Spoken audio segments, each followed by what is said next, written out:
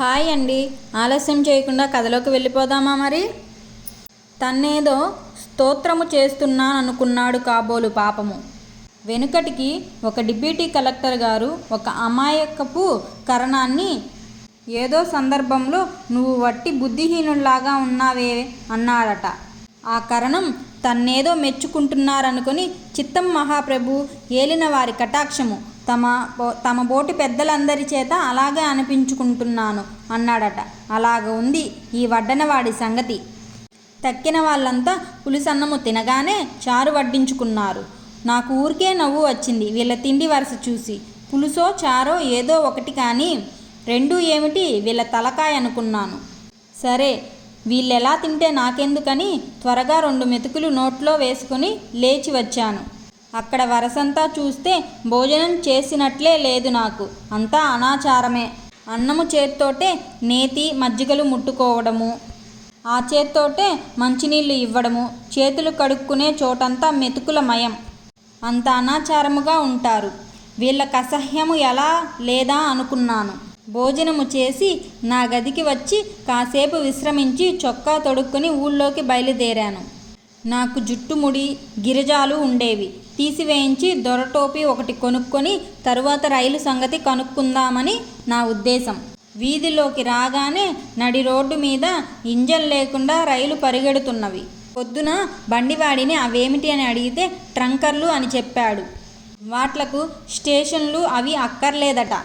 ఎక్కడ పడితే అక్కడ ఆగడమేను. ఈ ఏర్పాటు చాలా బాగుందని అనుకున్నాను. అక్కడొక పెద్ద మనిషిని పిలిచి మంచి షాపులు ఎక్కడుంటాయన్నాను. మౌంట్ రోడ్లో ఉంటాయన్నాడు. అయితే అక్కడికి వెళ్ళడం ఎలాగా అన్నాను. అక్కడ ట్రాము ఎక్కితే నేరుగా పూడ్చునన్నాడు. ఇలా మాట్లాడుతుండగానే ట్రాము కారొకటి వచ్చింది. దానిమీద రాయపురమని రాసి ఉంది.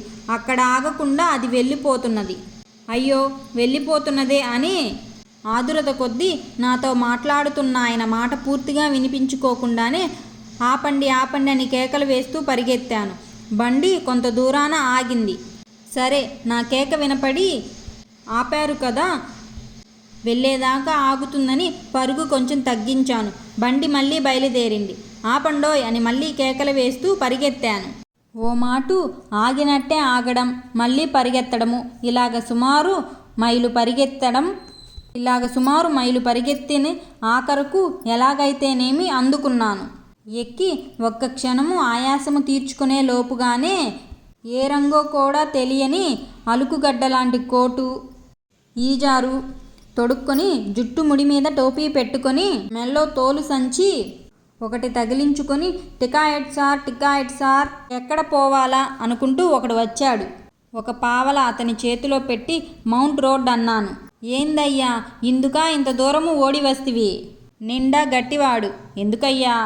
దిగు బండి జల్దీ వస్తుంది, అందులో పోవాలన్నాడు. అంటుండగానే ఎదురుగా ట్రాము కారు ఒకటి వచ్చింది. అది తప్పిపోకుండా అందుకుందాము, ఇప్పటికే చాలా ఆలస్యమైందని బండి అట్టే త్వరగా పోవడం లేదు కదా అని టిక్కెట్టు ఇచ్చే అతను ఆగమంటున్నా వినక కింద కురికాను. ఉరకడంలో ముఖము బద్దలయ్యేటట్టు ముందుకి పడ్డాను. ట్రాము కారు ఆపి వాళ్ళు వచ్చి లేవదీసి అంత తొందరపడి దిగినందుకు 4 చివాట్లు వేసి వాళ్ళ దారిన వాళ్ళు చక్కా పోయినారు. వీధిలోకి వచ్చేటప్పుడు ఆ పొద్దుటి ఆ నల్లటి అరవాయన ఎదురుగుండా వచ్చాడు. అందుకనే ఇలాంటి అవస్థలు వచ్చినాయి అనుకున్నాను.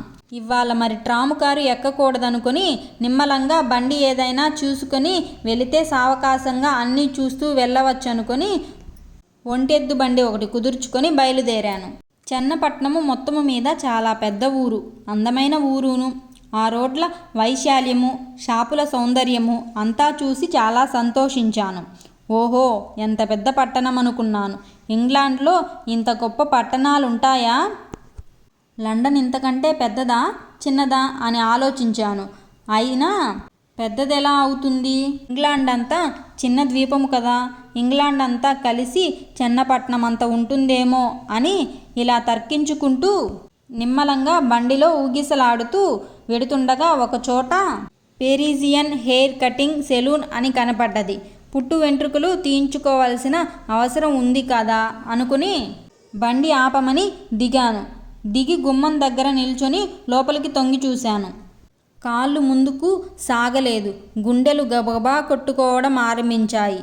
ఇదివరకెప్పుడూ నేను భోజనానంతరం చేయించుకోలేదు. నేటికది సంప్రాప్తమైంది. పైగా ఈ బట్టలతోటి చేయించుకోవడము, స్నానమైనా చేయకుండా అన్నీ ముట్టుకోవడము, ఇదంతా మనసుకు చాలా కష్టంగా తోచింది. ఏమి చెయ్యను? తప్పుతుందా? ఇదంతా ఊరికే తుంటరితనం కోసము కాదు కదా, దేశోపకారము కోసము కదా ఇంత తలపెట్టింది. ఇటువంటి కష్టములెన్నీ లేకుండా కార్యసాధన అవుతుందా అని మనసుకు సమాధానం చెప్పుకున్నాను. లోపలికి తొంగి చూస్తే నాకు బహు ఆశ్చర్యం వేసింది. గదంతా పరిశుభ్రముగా అద్దములాగా ఉంది.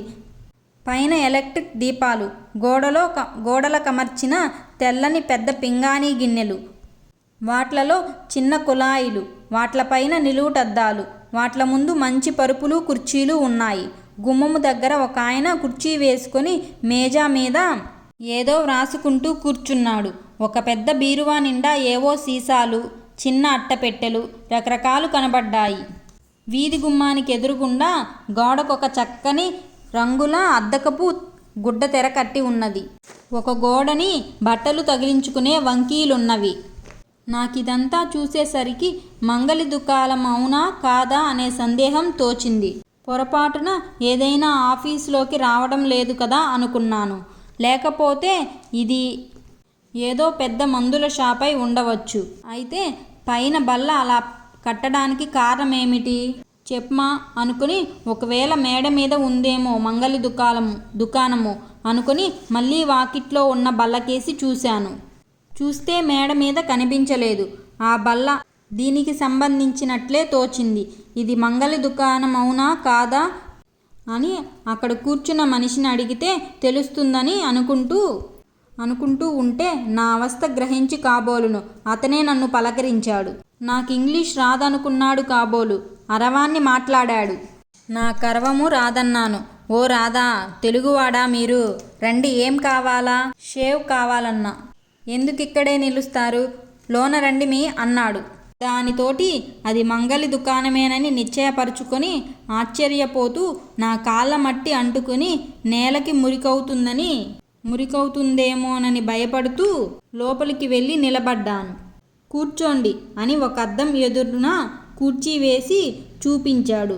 హడలిపోతూ దానిమీద కూర్చున్నాను. ఇంతలోకే గోడనున్న తెన వెనకాల నుంచి శుభ్రమైన బట్ట కట్టుకొని కోటు తొడుక్కున్న మనిషి ఒకడు వచ్చాడు. వచ్చి సబ్బు ఒకటి తీసుకొని ఒక కుంచె తీసుకొని నన్ను కుర్చీ వెనక్క జార్ల పడమని నా మెడకొక తెల్లని ఇస్త్రీ గుడ్డ కట్టి ఆ కుంచెతోటి సబ్బు నా గడ్డానికి రాయడం మొదలుపెట్టాడు. ఇలా ఎందుకు రాస్తాడా అని ఆశ్చర్యపోతూ అయినా ఏం జరుగుతుందో చూద్దాము అడగడం ఎందుకని లోపల ఒక దన్నం పెట్టుకొని వాడి ఆధీనంలో విడిచిపెట్టాను.